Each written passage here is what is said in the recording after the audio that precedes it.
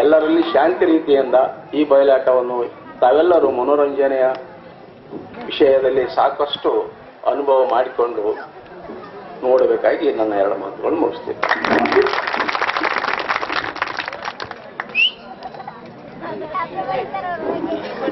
ಅಲ್ಪ ಸಮಯದಲ್ಲಿ ಮನೋರಂಜನೆ ನೀಡತಕ್ಕಂಥ ಈ ಬಯಲಾಟದ ಬಗ್ಗೆ ಮಾತನಾಡಿದ ಉದ್ಘಾಟಕರಿಗೆ ಧನ್ಯವಾದಗಳು.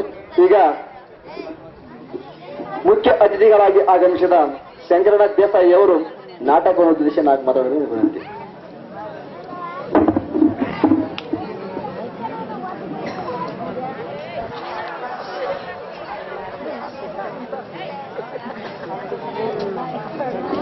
ಕನಕಂಗೆಂಬ ಬಯಲಾಟದ ಉದ್ಘಾಟಕರಾಗಿ ಆಗಮಿಸಿದಂಥ ನಮ್ಮ ಊರಿನ ಮುಖಂಡರು ಹಾಗೂ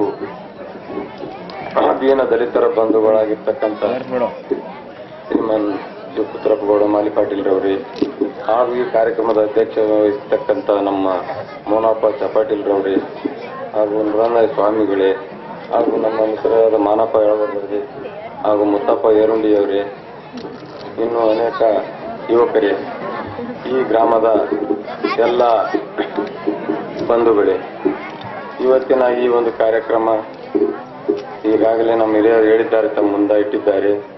ಮನೋರಂಜನೆ ಕಾರ್ಯಕ್ರಮದ ಮುಖಾಂತರ ಇಂದಿನಿಂದ ಶರಣರು ಸಂತರು ಕೂಡ ಈ ಒಂದು ಮನೋರಂಜನೆ ಕಾರ್ಯಕ್ರಮವನ್ನು ಮನೋರಂಜಿಸಿ ಅದರ ಒಂದು ಪರಿವರ್ತನೆ ಆಗ್ತಕ್ಕಂಥ ವಿಷಯ ಅಂದರೆ ವರ್ಷದಲ್ಲಿ ಒಂದ್ಸಲ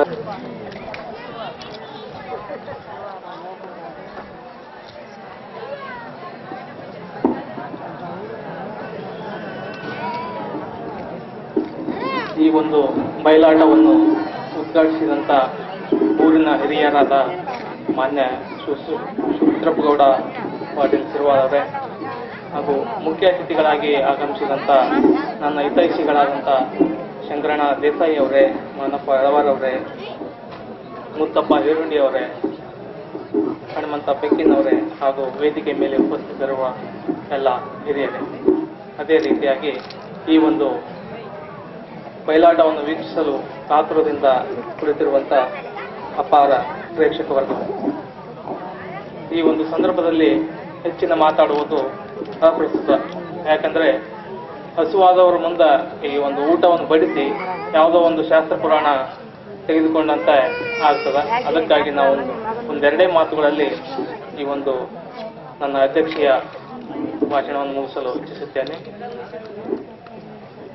ಮನುಷ್ಯನಿಗೆ ಮನೋರಂಜನೆ ಅತ್ಯಂತ ಅಗತ್ಯವಾದುದು.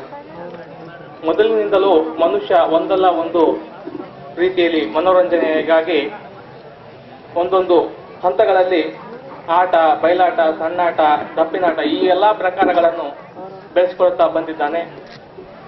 ಈ ಒಂದು ನಮ್ಮ ಭಾಗದಲ್ಲಿ ಅಂದರೆ ಉತ್ತರ ಕರ್ನಾಟಕದಲ್ಲಿ ಬಯಲಾಟ, ಡಪ್ಪಿನಾಟ, ಸಣ್ಣಾಟ ಬಹು ಪ್ರಖ್ಯಾತವಾದಂಥವು. ದಕ್ಷಿಣ ಕರ್ನಾಟಕದಲ್ಲಿ ಯಕ್ಷಗಾನ. ಇಲ್ಲಿ ಒಂದು ಗಮನಿಸಬೇಕಾದಂಥ ಅಂಶ ಏನಂದ್ರೆ, ಪ್ರಸ್ತುತವಾಗಿ ಬೆಳೆಯಬೇಕಾಗಿತ್ತೋ ಅದು ಬೆಳೀತಾ ಇಲ್ಲ. ಅದಕ್ಕಾಗಿ ಪ್ರಸ್ತುತ ಸರ್ಕಾರ ಮತ್ತು ವಿಶೇಷವಾಗಿ ಸಂಘ ಸಂಸ್ಥೆಗಳವರು ಈ ಒಂದು ಬಯಲಾಟಗಳಿಗೆ ವಿಶೇಷ ಪ್ರೋತ್ಸಾಹ ನೀಡಬೇಕಾಗಿದೆ. ಅದೇ ರೀತಿಯಾಗಿ ಈ ಒಂದು ಬಯಲಾಟದ ಸಾಮಗ್ರಿಗಳ ಪರಿಕರಗಳು ಕೂಡ ಅಂದರೆ ಸಾಮಾನುಗಳು ಬಹಳಷ್ಟು ಭಾರವಾಗಿರುತ್ತವೆ. ಅವುಗಳು ಕೂಡ ಪರಿಷ್ಕರಣೆ ಮಾಡಿ ಅತ್ಯಂತ ಹಗುರ ಮಟ್ಟದಲ್ಲಿ ಮತ್ತು ಸರಳವಾಗಿ ಉಪಯೋಗಿಸಲು ಮಾಡಿದಲ್ಲಿ ಅತ್ಯಂತ ಒಂದು ಒಳ್ಳೆಯ ರೀತಿಯಲ್ಲಿ ಅಭಿನಯಿಸಲು ಸಾಧ್ಯವಾಗುತ್ತದೆ. ಇನ್ನೊಂದು ವಿಶೇಷವಾಗಿ ನಾನು ಊರಿನ ಹಿರಿಯರಲ್ಲಿ ಕೇಳಿಕೊಳ್ಳೋದೇನೆಂದರೆ, ನಮ್ಮ ಊರಿಗೆ ಒಂದು ಒಳ್ಳೆ ಸುಸಜ್ಜಿತವಾದಂಥ ಒಂದು ರಂಗಮಂದಿರವಾಗಬೇಕಾಗಿದೆ. ಯಾಕಂದರೆ ಪ್ರತಿ ವರ್ಷ 2-3 ನಾಟಕ, ಒಂದಿಲ್ಲ ಒಂದು ಬಯಲಾಟಗಳು ಆಗ್ತಾನೆ ಇರ್ತವೆ. ಪ್ರತಿ ಸಂದರ್ಭದಲ್ಲಿ ಒಂದು ಸ್ಟೇಜ್ ಹಾಕಲು ತೊಂದರೆ ಆಗ್ತದೆ.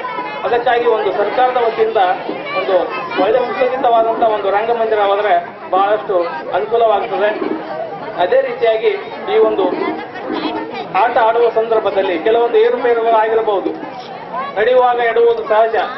ಆ ಥರ ಏನಾದರೂ ಕೂಡ ಒಂದು ಈ ಒಂದು ಕಾರ್ಯಕ್ರಮವನ್ನು ಆಯೋಜಿಸುವಲ್ಲಿ ಆಗಲಿ ಅಥವಾ ಆಟ ಆಡುವಂಥ ಸಂದರ್ಭದಲ್ಲಿ ಆಗಲಿ ಅಥವಾ ಆಹ್ವಾನಿಸುವಂಥ ಸಂದರ್ಭದಲ್ಲಿ ಆಗಲಿ ಏನಾದರೂ ಏರುಪೇರಾದರೆ ತಾವು ಮನ್ನಿಸಿ ಈ ಒಂದು ಆಟ ಸಂಪೂರ್ಣವಾಗಿ ಯಶಸ್ವಿ ಆಗಲು ಸಹಕರಿಸಬೇಕೆಂದು ನಾನು ಕಳಕಳಿಯಿಂದ ಕೇಳಿಕೊಳ್ತೇನೆ. ಯಾಕಂದ್ರೆ ಅವರು ಈ ಆಟ ಆಡುವಂತ ಸಂದರ್ಭ ಅವರು ಊಟಕ್ಕೆ ಕುಳಿತಂತ ಒಂದು ಸಂದರ್ಭ ಯಾರು ಕೂಡ ಊಟ ಬಿಡಿಸುವ ಪ್ರಯತ್ನ ಮಾಡಬಾರ್ದು.